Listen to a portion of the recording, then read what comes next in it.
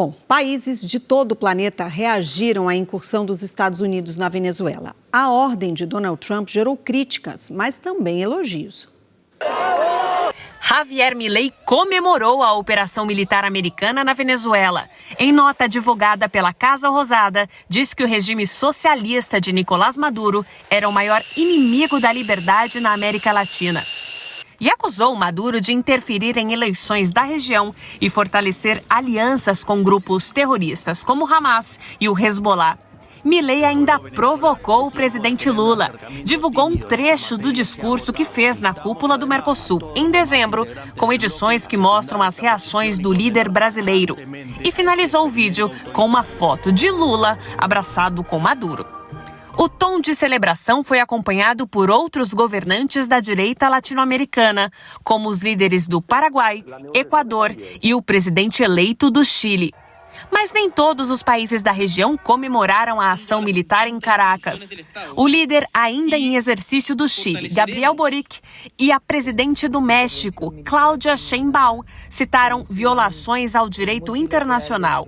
A vizinha, Colômbia, condenou os ataques, afirmando que representam um alerta ao mundo todo.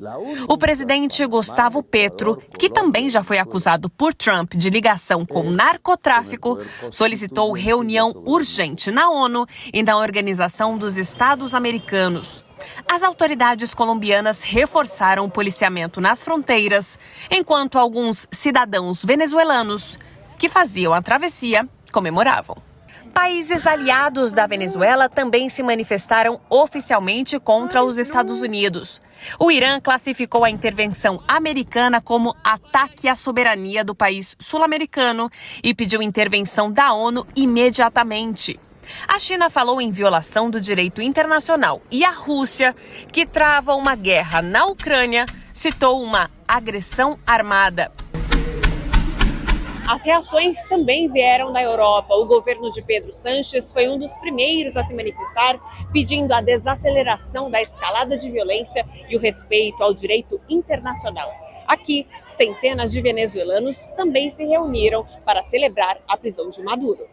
Muitos choravam, outros cantavam. Alguns não gostam de Donald Trump, mas eu gosto muito. Tudo que ele quer é livrar o mundo de ditaduras. Era o que vivíamos, afirma esse venezuelano que migrou para a Espanha há 4 anos. Alguns saudavam Edmundo González, que, segundo a oposição, foi o verdadeiro vencedor das últimas eleições. O opositor, que tinha ordem de prisão por não reconhecer o resultado do pleito, está exilado aqui na Espanha. Emmanuel Macron, da França, afirmou que o povo venezuelano tem motivos suficientes para comemorar e defendeu que González lidere a transição de poder. Mais cedo, o principal nome da direita do país criticou a operação. Marine Le Pen afirmou que a soberania dos países é inegociável. Já o premier britânico Keir Starmer adotou um tom mais neutro, negou envolvimento na ação militar e diz que está em contato com aliados. Eu volto a conversar aqui no estúdio com o cientista político René Ozzy Cuquier. Professor, essas reações pelo mundo, algumas eram bem previsíveis, como a do Milei. Mas eu pergunto ao senhor, essa provocação dele em relação ao presidente Lula ali saiu do tom? Porque é fato, né? O presidente Lula sempre foi aliado de Nicolás Maduro, mas nos últimos tempos se afastou e não reconheceu a última eleição de Nicolás Maduro. O que o senhor acha? Olha, eu acho que esses novos líderes, eles estão muito apegados às posições ideológicas. Então, eles não podem perder oportunidades para marcar os seus pontos com a sua base eleitoral, com a sua conversa com o mundo. E lacrar nas redes sociais, isso, né? Então, faz parte, ele não ia perder essa oportunidade, não deixa de ser verdade o que ele mostrou, e aproveitou e falou, olha aqui, ó que lado que eu tô, olha o lado que o Lula sempre esteve. Você acha que isso pode ser usado contra o presidente Lula nas eleições desse ano?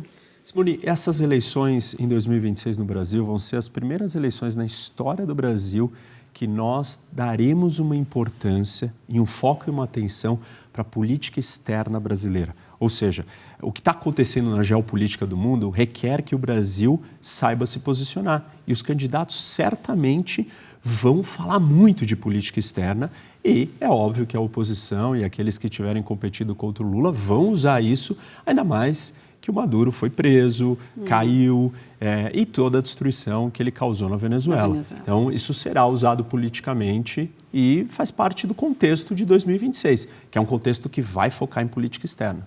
Agora, embora a gente tenha citado Milei como uma reação previsível, me chamou a atenção a reação da Marine Le Pen na França, porque é uma líder de direita, mas ela diz exatamente assim, a soberania dos países é inegociável. O que está em jogo aí para ela ter dado essa declaração? Olha, pode até existir uma posição na direita que a gente chama de isolacionista, que não quero me envolver com problema nenhum, deixa cada um lidar com o seu país, né, com os seus problemas, os países não têm que interferir nos outros. Mas eu não acho que é o caso da Le Pen. O que ela está apontando ali, ela tem uma proximidade com o Putin e a Venezuela é aliada do Putin, então Putin, China, Irã não gostaram disso e ela está sinalizando muito mais desse lado. Porque eu não sei se ela teria a mesma crítica em relação à invasão da Rússia à Ucrânia. E aí que a gente tem que prestar atenção.